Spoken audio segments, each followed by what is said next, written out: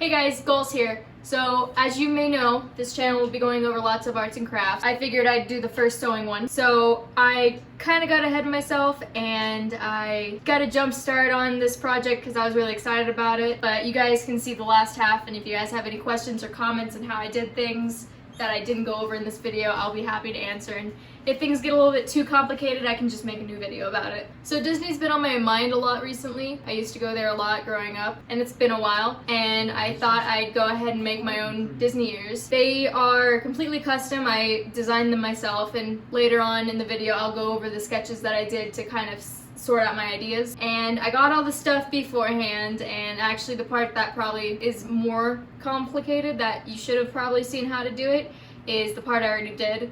But I will go through it a little bit about how I did it, and then in later videos I can show you again because I'll probably be making more of these just because I really like them. So with that being said, let's just jump right into it, and I'll be going over what I've done and what I'm going to do and how to do it.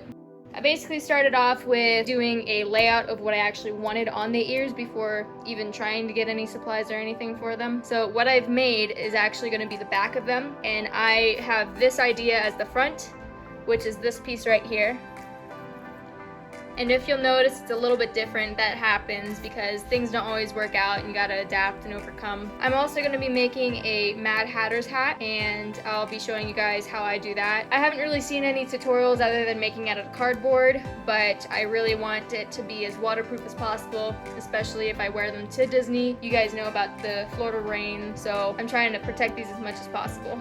I'm gonna be going over what I did to make these. They're not attached or anything yet, and I'll just go through the process so you guys can follow along. These are what you make to actually make the ears, and then you attach two of them together. If these were both the ones that I wanted, you attach them together and then you put them on like that. So what you're essentially doing is making two at a time. So when you're done, there'll be four of each of these, and glue them together, put them on here, and you're done. With this being the back, I'll go over how I actually did the sewing in a different video, and I'll just remake it. For this fabric, I got it at Joann's, and I got it at 1/4 yard for most, if not all, of my colored fabrics I got. And the 1/4 yard actually works out really well with the pattern that I have right here, where if you do it at this width, you can fit both of the ears that you need for whatever you want on the section that you make for the stripes.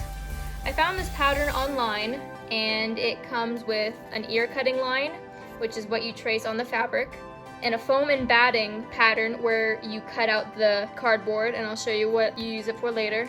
And also, if you don't want cardboard, it also comes with an ear sewing line that you can use in place of it. In this video, for the front of the ears, I will be going over this, which I kind of already made already. I cut out the rectangle size I needed to fit both of the ear cutting patterns on there so I can see them side by side, and I found these images online. I was able to press these on here with a vinyl strip press. If you notice in the preliminary drawing, I have this pattern right here, and I will actually be drawing it on here for the background, and I have the pattern to go off of here that I've pre-drawn. So, alright, let's get into it.